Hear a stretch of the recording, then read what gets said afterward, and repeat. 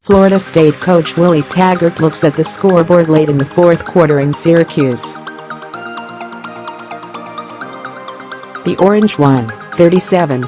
Nick Lisi, Associated Press, by Jacob Boggage. Jacob Boggage, national sports writer and blogger. Email bio follows September 15 at 6:02 p.m. Even before Saturday, things looked pretty bad for the Florida State football program. Then the Seminoles got walloped by Syracuse, 37, and it might be time to press the panic button in Tallahassee. Florida State gave up 441 yards of offense, including 144 yards passing to the Orange's backup quarterback, on Saturday afternoon.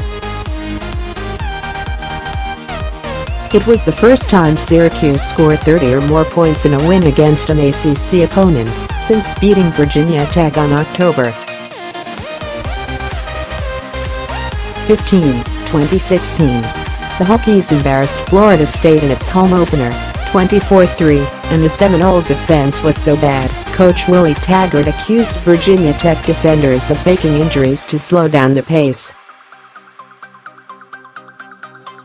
But then Florida State limped to a 36-26 win over Samford, and mustered a single score against Syracuse, which surrendered 42 points to Western Michigan.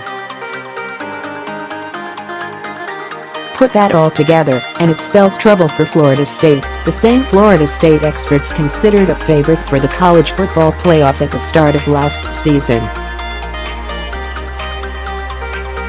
This Florida State football program is officially on life support. Willie Taggart has been an abject disaster. Paul Feinbaum, at Feinbaum, September 15, 2018. And the Seminoles' schedule doesn't get all that much easier.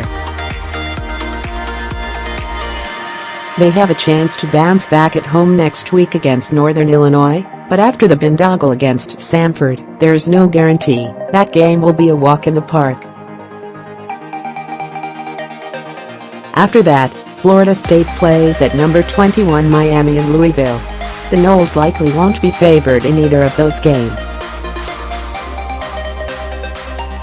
Then come Wake Forest and world beater Clemson at home, and North Carolina State and Notre Dame on the road. Of those 4 games, Wake Forest looks like the best chance at a win, which means mighty Florida State could find itself 10 games into the season with just 2 or 3 wins. Florida State's final 2 games, at home against Boston College and rival Florida, are not picnics either. And that means something earth-shattering in Tallahassee. The Seminoles might not be in shouting distance of full eligibility by season's end. Florida State hasn't missed a bowl game in 36 years, the longest active streak in college football. I still believe in this football team, Taggart said after the loss to Syracuse. We're not where we want to be or should be offensively. We have a lot of season left. I know people don't like hearing it and they're upset. And they should be. We have to do our part and take care of our business as a football team. One thing Seminole fans can try to take solace in, Taggart has a track record of slow starts at new programs, as college football analyst Patrick Stevens wrote last week. Taggart inherited an 0-12 team at Western Kentucky, lost his first 5 games in 2010, and dropped 14 of his first 16 with the Hilltoppers.